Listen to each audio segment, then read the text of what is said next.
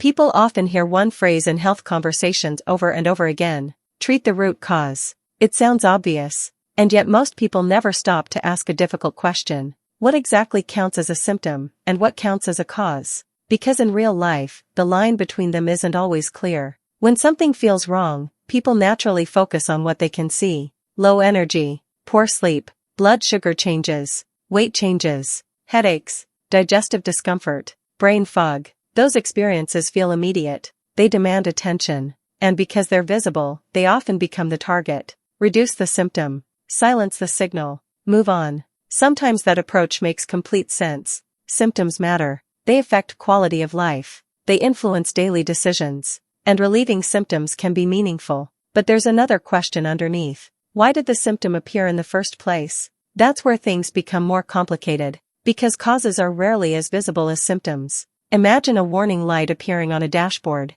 You could place tape over the light disappears. But the system underneath hasn't necessarily changed. That doesn't mean warning lights are useless. They're valuable. They tell you something deserves attention. But the signal and the source are not always identical. That distinction changes how people think. For a long time, health conversations often searched for direct explanations. One symptom, one cause, one solution. But researchers increasingly describe human health differently, more like layers, visible outcomes, underlying processes, interactions, adaptation, context. And that changes the questions people ask. Instead of asking, how do I stop this? People begin asking, what conditions may be contributing to this? That shift sounds small, but it changes everything. Because causes are often less dramatic than people expect. Sleep patterns, recovery, movement, environment, stress, daily routines, timing, biological variation.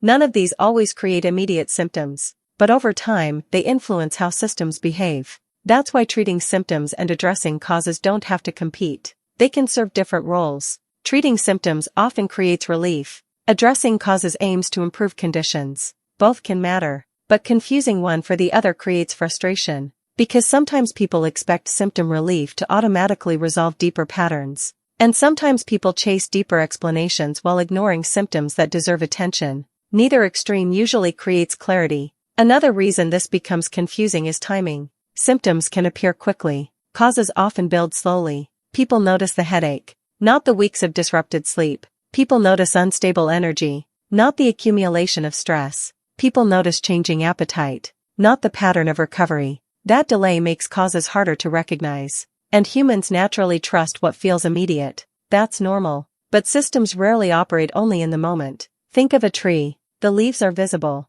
but the roots shape what becomes possible. If the leaves look unhealthy, spraying the leaves may improve appearance. But long-term change often depends on conditions below the surface. That doesn't mean every problem has one hidden cause. In fact, many don't. That's another misunderstanding. People sometimes become obsessed with finding a single explanation. One food, one habit, one trigger, one answer. But complex systems often emerge from multiple influences working together. That perspective removes pressure, because it shifts the goal. Not finding one perfect cause. Understanding patterns. The real issue isn't choosing between treating symptoms and addressing causes. It's understanding which question you're trying to answer. Do you need relief? Do you need understanding? Do you need both? Those are different goals. And once people separate them, decisions often become calmer and more practical. Symptoms tell a story. Causes shape the story. And understanding the difference may help people think more clearly about health, behavior, and long-term change.